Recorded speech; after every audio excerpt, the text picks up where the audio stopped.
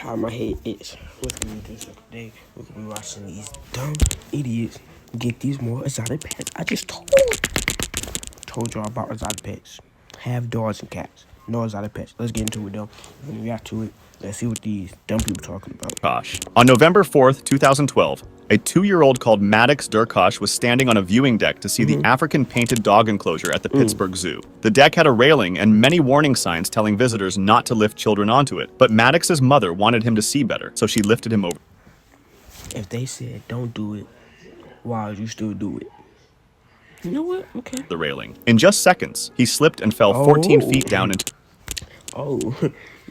Oh, they said don't lift your children over. And you lift them over. He slipped. And now your kid dead. Now your kid dead. RP your kid. the enclosure. There was a net below the platform, but it was only made to catch small things like sunglasses or phones. Maddox fell onto the net, bounced off, and then dropped straight into the enclosure. The pack of 11 painted dogs ran at him right away. Witnesses said his mother screamed and tried to jump in after him, but other visitors held her back. Everyone saw the attack happen in front of them. The dogs attacked while he was conscious, biting and tearing at his body. He suffered more than 46 wounds to his head and neck, and his inner organs were destroyed. He bled to death inside the enclosure before zoo staff could get close enough to reach him. A police officer fired his gun and killed one dog, hoping it would stop the attack, but the other dogs kept going. The tragedy quickly started a big argument. The zoo said the mother had ignored the warnings and acted carelessly, while the mother and her family said the zoo was unsafe, that the railing left children in danger, and that the whole design of the platform was flawed. Both sides took legal action. I feel like the zoo could win because they have warning signs. I see if they did have warning signs. They said don't lift your kid up over it. You lifted your kid over it again. Come on now. And then the net he bumped. And I'm not gonna blame the kid, but he could have probably he probably could have tried to grab the net, but he's a little kid. He too.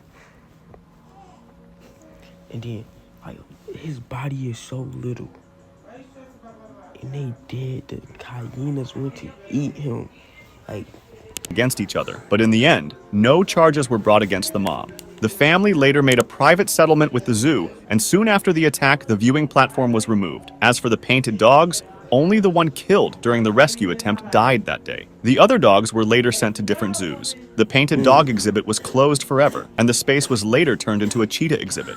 Dawn Brancheau. Dawn Brancheau was an experienced trainer with 15 years of work behind her and was especially known for her bond with the orcas. Her closest connection was with Tilikum, SeaWorld Orlando's largest whale, who weighed more than 12,000 pounds. That day, she was performing in the Dine with Shamu show, where guests sat by the pool eating while watching trainers and whales interact. At the end of the show, Dawn lay on a shallow ledge right next to Tilikum, rubbing his head as part of the routine. Then, out of nowhere, it grabbed her and pulled her into the water. The grip was I think I saw this. fast and incredibly strong. The audience then saw the giant whale. Again, keep talking about run out stores. I run out stores. I did everything on my phone. SeaWorld staff rushed to help. They threw nets and food into the water to distract Tilikum and tried guiding it through different pools until it was finally moved into a smaller medical pool where he could be contained. But for a whole 45 minutes, he would not let Dawn go. Trainers and guests could only watch helplessly as she drowned. When her body was finally recovered, the autopsy showed just how violent the attack had been. Drowning was the official cause of death, but her injuries were horrific. Her spinal cord was severed. Her jaw, ribs, and bones in her neck were broken. Her scalp had been completely torn off, her left arm ripped away, and her left knee dislocated. The report showed she had not only drowned, she had also suffered massive trauma from the sheer power of the orca's movements. Her death led to trainers being banned from swimming with the whales during shows. Patricia Wyman. Patricia Wyman's death came only a few days after she started what she thought was her dream job. In April 1996, the 24-year-old wildlife... Y'all didn't realize having these jobs, with these dangerous animals, wild animals, killer whales, hyenas, lions, they made for the wild. They owe you no loyalty. They made for the wild, gang. Stop trying to keep tear them. Stop. Gang. Take them to the wild where they should be at, gang. They ain't trying to have them all up in your house, trying to have them at a zoo. No. Biologist had just been hired to care for the wolves at Halliburton Forest and Wildlife Reserve. The woods is wildlife. Meant to be in the woods. How? Well, I think that's wolf. And they wolves. Wait, huh? Yo, you two, y'all dumb. But yes, bro, like, come on, that game. The reserve was known for keeping its wolves as wild as possible, which is why visitors could only see the pack through one-way glass, and staff were warned that people should never try to make contact with the animals. Only a few days later, Patricia entered the wolves' 15-acre enclosure alone. Normally, the wolves were shy and stayed away from humans, but that day, something was different. When she stepped inside, the wolves stood up and began moving toward her. Witnesses later reported that they circled her, slowly surrounding her inside their territory. Patricia must have realized she was in danger, but before she could escape, she tripped over a fallen tree. Oh my god. Oh my. She had to be white. Like, this isn't a white movie. In a black movie, king, or a black person, they would have saw that tree and jumped over it, or fell and got right back up. That mistake sealed her fate because the alpha male rushed at her first, knocking her to the ground, and the rest of the pack followed. They bit into her arms and legs, tearing through skin and muscle, and pulled her in different directions. She tried to fight back, but the pack was too strong. Each wolf weighed as much as 176 pounds. Patricia lost blood quickly and grew weaker as the wolves mauled her. She tried to protect her head and neck, but it wasn't. He's the one up and pacing now, back and forth behind the coffee table. It's as if he's having to work up the courage to find his own work. After a big truck accident, you are up against the vast, almost unlimited. Enough. Within minutes, she died inside the enclosure only 4 days into her new job. When police arrived, the wolves were still guarding her, even though they hadn't yet eaten her. When officers tried to approach, the wolves circled them too, growling and moving closer, until gunshots were fired into the air to scare them away. Experts later Shoot them. said that the wolves' behavior had shifted suddenly and unpredictably, especially in the alpha male. No one knows why Patricia entered the enclosure that day when it wasn't feeding time, but once she was inside, she... That's her fault. Never mind, that's not nobody else's fault. That's her. Well, how would you enter if it's not feeding time? had no way to escape. Rosa King. On what seemed a normal morning, Rosa King, a 33-year-old zookeeper at Hamerton Zoo Park, was cleaning the windows inside the tiger paddock before the zoo opened to visitors, which was just a routine part of her work. The enclosure housed Sisip, a fully grown male Malayan tiger. Safety rules required that a heavy vertical slide and 2 gates be closed to keep the tiger locked away whenever a keeper went inside. But that morning, when Rosa stepped in, all 3 barriers had been left open. This meant Sisip had full access to the paddock. Tragedy struck. Nah, somebody didn't like her at her job. Somebody did not like her. Sisip mauled her with extreme force. Its jaws clamped down on her neck with enough force to break through the bones of her spine, and her spinal cord was completely severed in the neck area, a devastating injury that left her instantly paralyzed and unable to fight back. It's like, so all these deaths happen at different times. Y'all didn't see on the news, or like on Instagram, Twitter, Facebook, or something that, oh, such and such died. You don't think that can happen to you either? Once I see one place, I'm quit. I will go work at McDonald's. I will go work at McDonald's, then get killed.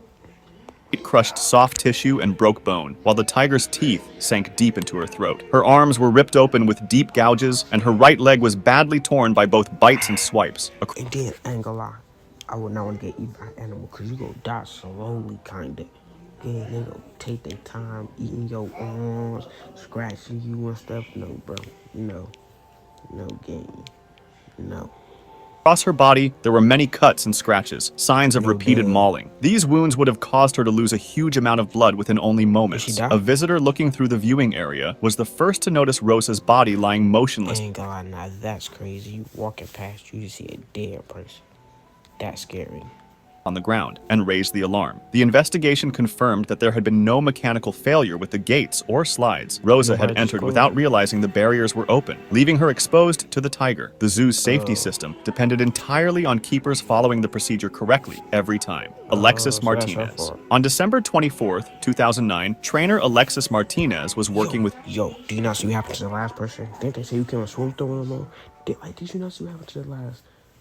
Okay, y'all must not see what happened to the last person, or y'all must not have social media or a phone, cause yo, if you know a person died the same way, if you know a person just died at the same way as you worked, ooh, y'all feel slow, like y'all want to die. Keto, a huge orca that weighed more than 6,600 pounds, when the animal suddenly turned on him. At first, the session seemed normal, even though reports said Keto wasn't responding well to the signals it had been trained to follow. Then, as Alexis swam toward the shallow platform, Keto suddenly leaned toward him, pushed him under the water with his rostrum, the front of the whale's head, and rammed him hard in the chest. Ooh. Trainers standing at the side tried everything to get Keto to stop. They slapped the water, gave hand signals, and even shook a food bucket, but the orca ignored all commands. It came up briefly for air, then went straight back to Alexis. Witnesses said it lifted Alexis out of the water on his rostrum and held him with his mouth shut. When Keto finally let him go, Alexis's body sank to the bottom of the pool, motionless. Nah, that whale, that killer, or whatever that is, did not like him. He lifted you up like you a trophy. He just showed look what I just did to him, and then he threw you back down in the water. Yeah, RPU, but he just pumped you out. Rescuers tried to move Keto into another tank so they could reach Alexis, but the orca resisted. It played with the gates and refused to cooperate, delaying the rescue. Staff could only recover Alexis after they used a net to redirect the whale. The autopsy revealed how violent the attack had been. Alexis died from massive internal bleeding caused by the crushing force. His chest was broken with many compression fractures, and his organs were torn apart. Gian Rankarasamy. On the morning of September 10th, 2025, 58-year-old zookeeper This was recent. This was last year. Yo, did you not see all this stuff that happened? You had years. I know you had Instagram or social media. It's 2025. It's on the news, on the internet. And you still decide to work there? That stupid cowboy. Rankarasamy, a veteran who had worked with lions and tigers for almost 20 years, stepped out of his vehicle inside the lion enclosure during feeding time, while tourists remained inside. Allegedly, according to the safety rules, no one is ever allowed to leave the vehicle in predator areas, but that morning, Gian did. He left the vehicle door open and stood beside. He didn't listen. Okay, he's tough guy. He don't listen. Okay. Yeah, that's what you get, Timmy Tough Knuckles. While the lions were being fed, one lion crept up behind him and suddenly pounced, knocking him to the ground. Within seconds, the rest of the pride joined in. Tourists sitting inside their cars watched in horror as the lions mauled Gian, biting and clawing him. Yo, y'all, if y'all don't get in his car and drive away or run those tigers over, he look, now what if it's three of y'all? What if the tigers come and get y'all? I would've got in that front seat. While he lay helpless on the ground, some honked their horns frantically to try to scare the animals away. Y'all honking, get to driving. The lions ignored the noise. The attack lasted for nearly 15 minutes before help arrived. When they finally reached the scene and pulled Gian's body out, the injuries were catastrophic. His chest had been ripped open, his neck and one leg were broken, and his body was covered with deep bite and claw wounds. He was rushed to Intrarat Hospital, but doctors could only declare him dead. Police and wildlife authorities launched a full investigation to find out why Gian left the vehicle. Some believe it may have been a mistake or distraction, while his family insists he never broke safety rules without a reason. His wife said he always followed the guidelines and cared for the animals like family. His brother explained that Gian was only a few months away from retirement. Nordin bin Montong. On the afternoon of November 13th, 2008, 32-year-old Nordin bin Montong, a Malaysian cleaner at Singapore Zoo, climbed over the barrier and jumped into the white tiger enclosure. People watching said he was carrying a broom and a yellow bucket, shouting as he walked. At first, visitors thought it was part of a show and saw 3 white tigers coming toward him slowly. One moved closer, then suddenly hit him, knocking him to his knees. Nordin tried to protect himself, even lifting the bucket over his head like a shield, but it was no use. Maybe if you would have swung it. How about you swing the bucket? You want to lift it, hit him. A second tiger joined in, and both began biting at him. Onlookers screamed for him to get back into the nearby water, but his sudden movements he can't. Only made the tigers attack harder. One tiger bit into his neck and pushed him to the ground. Another grabbed his body and dragged him further inside the paddock. People threw things and shouted, but the attack went on for nearly 2 minutes. The tigers bit him again and again on the head, chest, and body. Doctors counted more than 90 wounds. His ribs and skull were broken, and the bites to his neck were so bad that he had no chance of surviving. Keepers ran to the scene and used long poles, banging them on the ground to scare the tigers away. After kill them. Several tries, they managed to distract the animals long enough to pull Nordin's body out. Veterinarians tried first aid while waiting for paramedics, but it was... Yo, look at him. Y'all trying first... Oh my God. Fly him to the hospital. Do something. He's got bit by 3 tigers. Too late. He was pronounced dead shortly afterward. Investigators later said that Norden had entered the enclosure on purpose, and his death was treated as a suicide. If you want to discuss this video or suggest an idea for the next one... So, you already know, like I was you saying, if you want to be retarded and you want to die, be a zookeeper. Ha ha ha. I love y'all. See y'all later.